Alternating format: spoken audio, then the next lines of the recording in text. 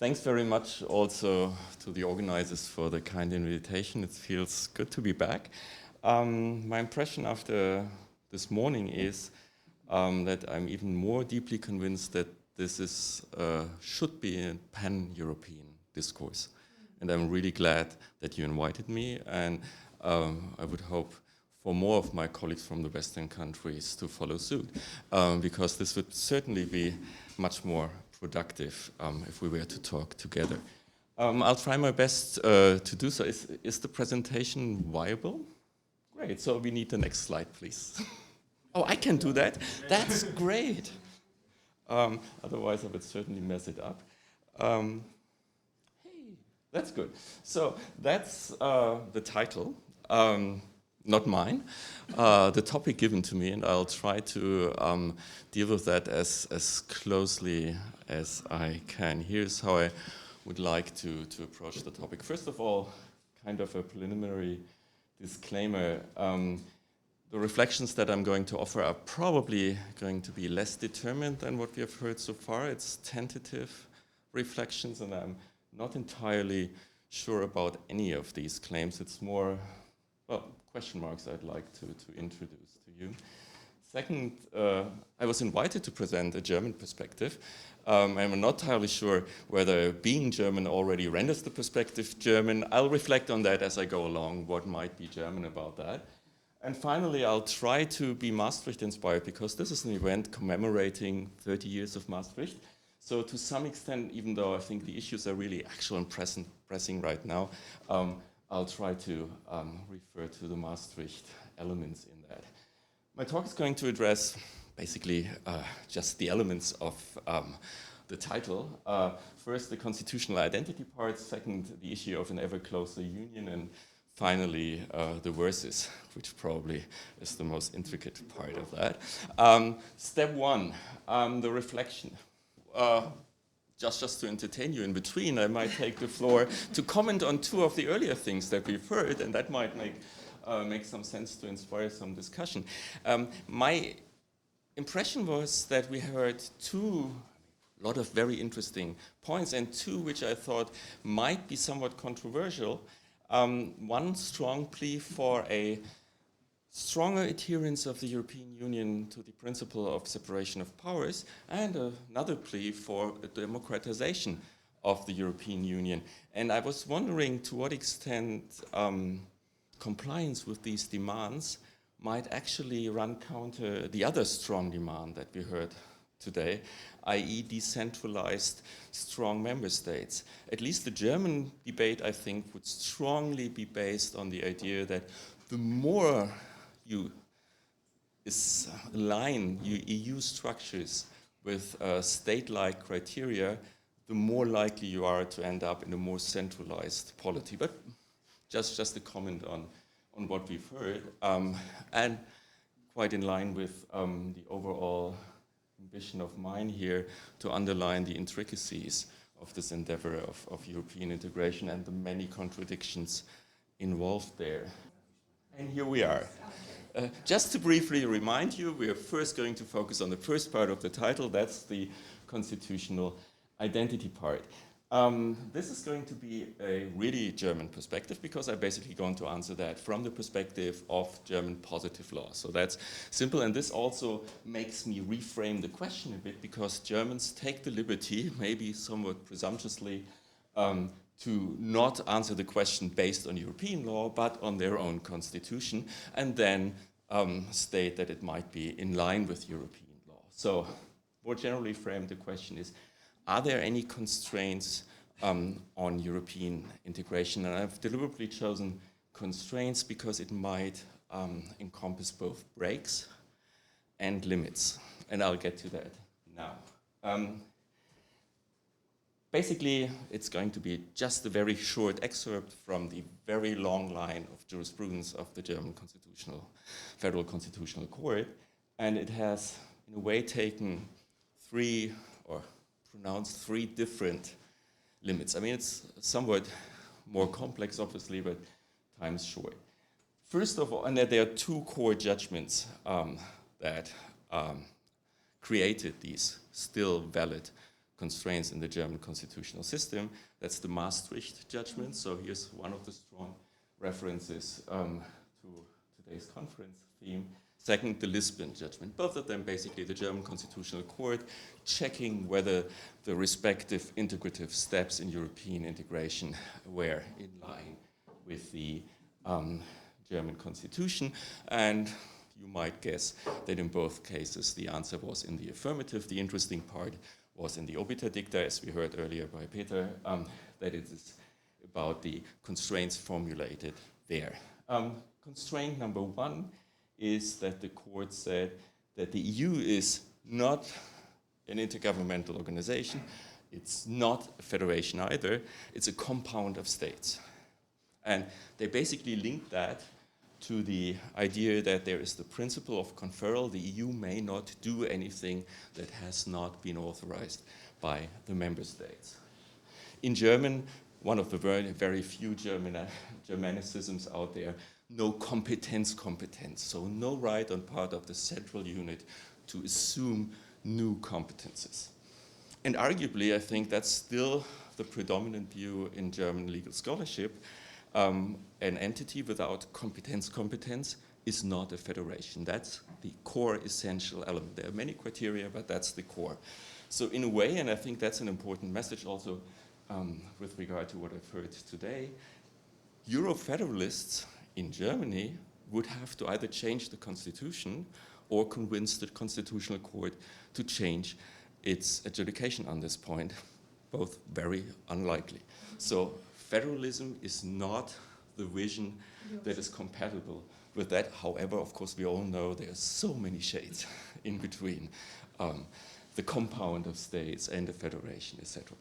The second one, and I think that's also an interesting point to make, the court formulated prerequisites pertaining to the EU for further integration to be compatible with the German constitution. And that is meaningful democracy, that's what we heard earlier, right? And so to some extent recently the focus has also been on compliance with the rule of law. So basically, and that was put on in the Maastricht Treaty, the most predominant Maastricht decision, the most dominant tone in the Maastricht decision was integration can go really far, not beyond the competence thing, but really far, but not yet, and maybe never, because it needs to be a meaningful democracy on the European level. But see, if that condition be met, decentralization would really have a hard stand in Germany, right? And here is where the court actually put a break, not a limit, on integration. They said, not yet, not too quick, but maybe in some future time. The Lisbon Treaty reframed that, or the decision on the Lisbon Treaty reframed that. They didn't speak of any not yet, but they emphasized that there needs to be a retained core of national competences and national domains of sovereignty, so to speak. They were really unclear about what they were, and they seemed to be really lenient about permitting EU core competences, right? Concurrent competences on that. But they at least put away the kind of the break idea and said there's a limit, which shouldn't be passed at any time. And that's the new idea here in the last one, the Lisbon Treaty, and some sectoral decisions afterwards. Second step, ever closer union. This is not going to be particularly German, except that I'm German, that I'm socialized, largely, not entirely, by German legal scholarship. And some of the concerns, I think, have particularly strong roots in German-generated concepts and discussions. First thing, or the general question I'd like to address is, why should we even consider an ever closer union to be desirable? Why is it integration? This is a dynamic concept in itself, right? And I think it's very important to remind ourselves of the values or the possibly even need for this in order to assess where we should want to be the limits. First of all, why is it that the EU seems to answer the question for its raison d'être by reference to some goal? Nation states typically don't do that. They're just there. And they try to create the image of having been there always and being kind of the expression of some primordial community. It's typically fictitious, but powerful fictions, workable fictions that are relatively strongly rooted in some kind of real narrative out there. The EU doesn't do that. And there are very few nation states that would actually point to a goal. Australia is one. The coat of arms of Australia has the kangaroo and the emu because they can only walk forward. If you look at the jerseys of the Brazilian soccer team, they have the Ordem e Progresso on it. Progress is one of the defining goals of the Brazilian state, but that's the exception. Typically, nation states don't answer the question for their raison d'être by reference to any goal. That's different for the EU, and probably because it's an acknowledgement of its functional justification. It's there only because we need it and to the extent that we need it. And that's why we always talk about the finalité, and that's why we have reconsidered finalité over and over again along the long way of the EU. Obviously, this is a speculative observation. It's not a normative statement. It's just meant to be. I don't think it should be such. It's just a speculative, empirical observation about the past. And I'm not sure, I'm going to come back to that, whether it's still a viable concept for the future. Much more down to earth question, why should we want an ever closer union? There's some areas, just very kind of plain political practicality might call for a platform, a strong, viable platform upon which we can address certain policy issues. Kind of the present selection, if you look at the newspapers today, would be climate policy, external security. These are certainly concerns that none of the member states of the EU would prefer to tackle on the national level. It's there, but it's kind of far from justifying everything that's out there on the EU level. And the third point is the one that I think is the most intricate and the most important one, and maybe one that has been around in the discussion for a longer time in those older member states. At least I think that's a very strong one in the German debate. And that's the decreased viability of decentralized policymaking due to past steps of integration. It basically says you've taken one step, like currency union, the Schengen Agreement, and most basically the common market, and if you don't move on, you'll be in a trap.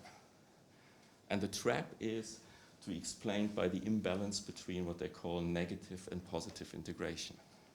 Negative integration, the idea, and that's a very German debate, Fritz Schaub would be the name that I primarily stick on that one.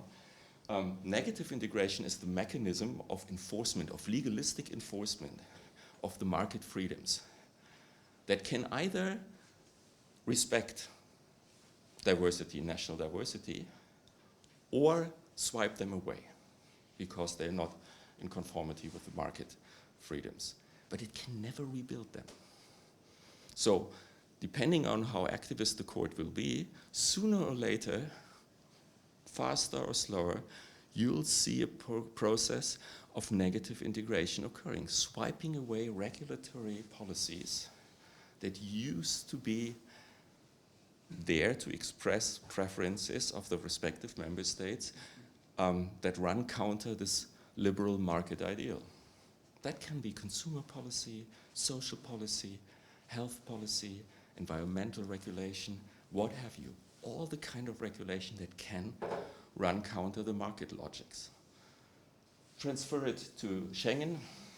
Open borders require migration policies that are coordinated. transfer it to the currency union. How can you have fiscal and economic policies on a decentralized level without coordination if you have a joint currency? So the logic here is you have taken a step, and if you don't take the second step, that is what they call positive integration, allow for the central unit to regulate, you'll be left in this trap of incremental, court-driven, slower or faster deregulation. That's the problem. And that's a core problem, and that's, some people call it the inherent flaw in the DNA of the EU and of the treaties of Rome, that they simply set off a machinery that's deregulatory and liberal.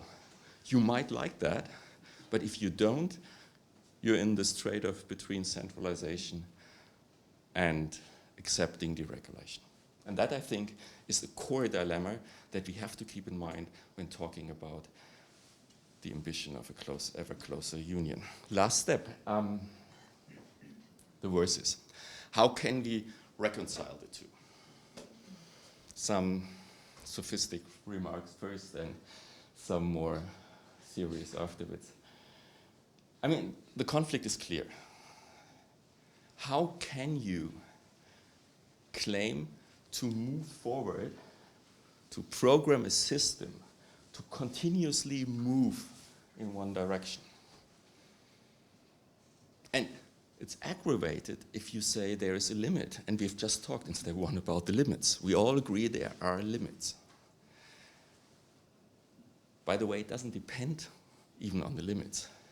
Even if there's just a target, you'll at some point have reached it, even without limits. Even if we could fancy a unitarian European state, at some point we couldn't get the union ever closer. We would be there. So logically, this is somewhat intricate at least, right? But it's aggravated by the fact that we see their limits. Now, the sophistic part. Of course you can imagine that. If you think about asymptotic expansion, think about school and math. You can incrementally approach a goal, come closer to it, ever closer. If your steps get smaller, you'll never reach it. And if you look at the wording of most of them, many references to this ideal, right? Most of the references come with this idea of the peoples of Europe. There's an S, there's a plural. So it does carry in itself the unattainability of the goal. If it were ever closer, it had to end at some point, right? So sophistic maybe, but probably that's what's in there. But seriously, I don't think that anyone thought of it that way, and I don't think that we should think of it that way. I think in the end, it just depends on whether the symbolism works. And I think it has worked for a very long time in Europe, for the early years, because there was a widespread consensus that we, put very simplistically, need more of Europe, right?